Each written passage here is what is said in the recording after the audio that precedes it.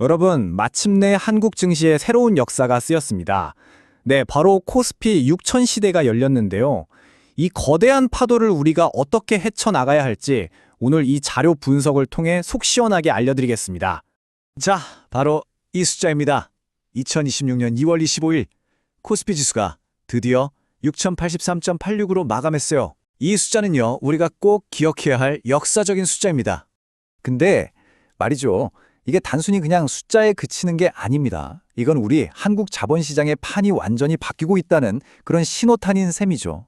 그러니까 우리가 한 번도 경험해보지 못했던 새로운 시대가 활짝 열렸다, 이렇게 볼 수 있는 겁니다. 자, 그럼 오늘 우리가 뭘 살펴볼지 빠르게 한번 짚어볼게요. 먼저 코스피 6000, 이게 어떤 의미인지, 그리고 이 랠리를 이끈 두 가지 동력이 뭔지 파헤쳐 볼 거고요. 그 다음엔 시장을 보는 엇갈린 시선들, 기회와 리스크를 동시에 들여다볼 겁니다. 이걸 바탕으로 아주 실질적인 섹터별 공략법을 알려드리고, 마지막으로 이 모든 걸 종합해서 어떻게 현명하게 춤출 것인가에 대한 결론을 내려보겠습니다. 좋습니다. 그럼 가장 궁금한 것부터 파헤쳐보죠. 도대체 무엇이 이 역사적인 급등을 이끌고 있는 걸까요? 그 동력은 뭘까요? 그 핵심 동력은 크게 두 가지로 볼 수 있습니다. 하나는 바로 우리 국내에서 일어나고 있는 머니무브고요. 다른 하나는 전 세계를 뒤흔들고 있는 AI 패러다임의 확장입니다. 그러니까 이 국내외의 거대한 두 흐름이 딱 만나면서 코스피 6000이라는 결과물을 만들어냈다 이겁니다. 자, 첫 번째 엔진, 바로 머니무브부터 한번 보시죠. 이 그래프가 핵심을 딱 보여주는데요. 예전엔 우리 가계자산이 대부분 부동산에 쏠려 있었잖아요.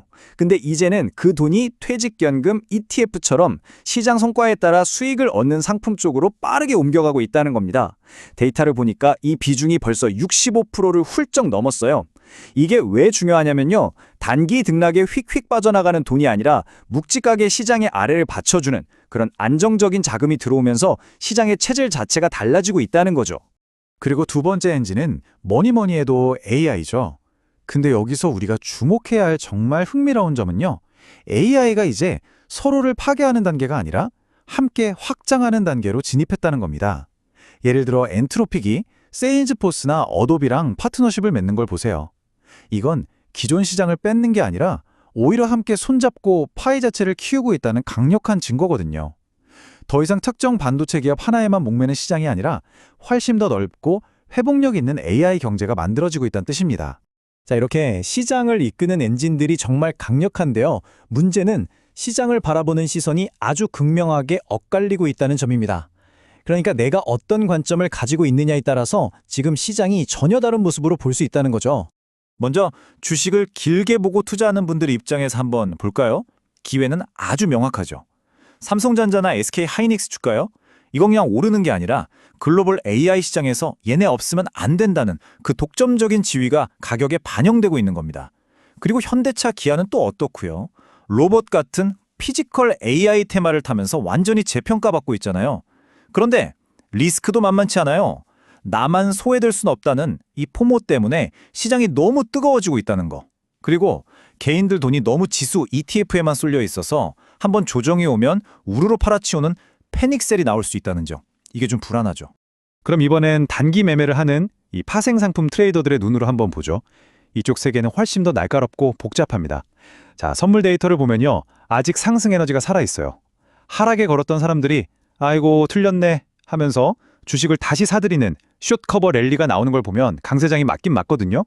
그런데 진짜 위험한 신호가 딱 포착됐어요. 바로 외국인들이 선물을 어마어마하게 팔고 있다는 겁니다. 주식은 사면서 선물은 판다. 이건 고점이 거의 다 왔다는 신호일 수 있어요. 아주 강력한 경고등이죠. 게다가 환율이 1,440원을 넘어섰는데 이건 외국인들이 주식까지 팔아칠 수 있는 방아쇠 역할을 할 수 있습니다. 자, 그럼 이 복잡한 분석들을 가지고 우리가 뭘 해야 할까요? 이제부터는 이걸 실제 행동으로 옮기는 법, 아주 실용적인 섹터별 전략 가이드를 펼쳐보겠습니다. 이 표에 전문가들의 의견이 잘 정리되어 있는데요. 하나씩 보죠. 먼저 모빌리티, 그러니까 자동차 관련주는 비중 확대네요. 현대차랑 기아가 로봇 사업으로 재평가받고 있다는 게 핵심이고요. 그 다음 인프라랑 전력주. 이건 AI 데이터 센터나 SMR 같은 것 때문에 수요가 꾸준할 거라서 주가가 좀 떨어질 때마다 사 모으는 조정 시 매수 전략이 좋다고 합니다. 금융주는 거래가 많아지니 당연히 좋겠죠. 긍정적입니다. 그런데 반도체는 좀 다르네요. 단기간에 너무 올라서 일단은 중립의견이에요. 특히 삼성전자는 보통주보다는 배당을 더 주는 우선주가 낫다는 의견이 많습니다. 자, 그럼 이 모든 분석을 딱 하나의 핵심 전략으로 모아볼 시간입니다. 결론은 바로 어떻게 현명하게 춤출 것인가입니다. 지금 시장의 분위기를 한 문장으로 요약하면 바로 이겁니다. 축제는 즐겨야죠. 하지만 항상 출구 근처에서 춤을 춰라. 이 말에 모든 게 담겨 있습니다. 그렇다면 어떻게 해야 현명하게 춤추는 걸까요? 아주 간단합니다. 딱 두 가지 원칙만 지키면 돼요. 첫 번째, 어떤 상황이 와도 대응할 수 있게 현금 비중을 20에서 30%는 꼭 유지하는 것.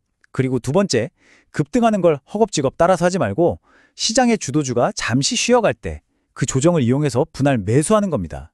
이게 바로 출구 근처에서 춤추는 가장 현실적인 방법이죠. 지금 한국 증시는요, 기업 실적과 정책 지원이라는 두 날개를 달고 훨훨 날아오르는 그야말로 골디럭스 구간에 진입했습니다. 네, 분명 파티는 시작됐습니다.